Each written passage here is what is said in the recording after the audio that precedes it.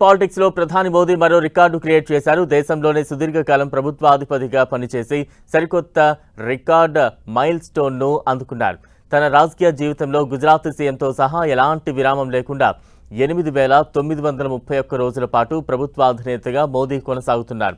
ఈ క్రమంలో సిక్కిం మాజీ సీఎం పవన్ కుమార్ చామ్లింగ్ పేరిట ఉన్న రికార్డును మోదీ అధిగమించారు.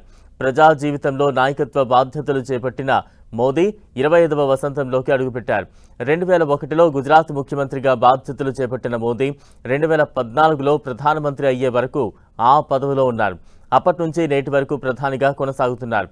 పవన్ కుమార్ చామ్లింగ్ సిక్కిం సీఎంగా 8,930 రోజులు పదవిలో కొనసాగగా నరేంద్ర మోదీ ఆ రికార్డును దాటి 8,931 రోజులు పూర్తి చేసుకున్నారు.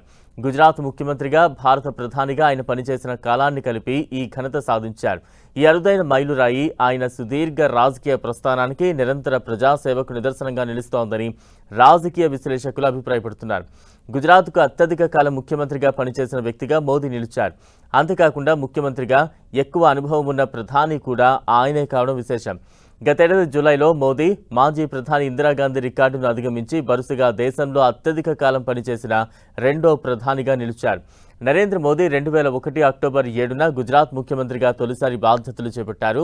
2014 మే 21 వరకు దాదాపు 13 ఏళ్లకు పైగా ఆ పదవిలో కొనసాగి గుజరాత్కు అత్యధిక కాలం పనిచేసిన సీఎంగా నిలిచారు. అనంతరం 2014 మే 26న 14వ భారత ప్రధానిగా ప్రమాణ స్వీకారం చేశారు.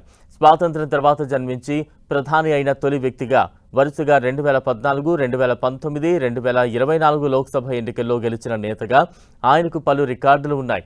దీంతో 3 లోక్సభ ఎన్నికల్లో కాంగ్రెస్ పార్టీకి విజయాన్ని సాధించిన నెహ్రూ రికార్డును సమం చేశారు. పూర్తి మెజార్టీ సాధించిన తొలి కాంగ్రెసేతర ప్రధానిగా 2 పూర్తి పదవీ కాలాలు పూర్తి చేసి మూడోసారి అధికారంలోకి వచ్చిన తొలి కాంగ్రెసేతర నేతగా కూడా ఆయన ఘనతను సాధించారు.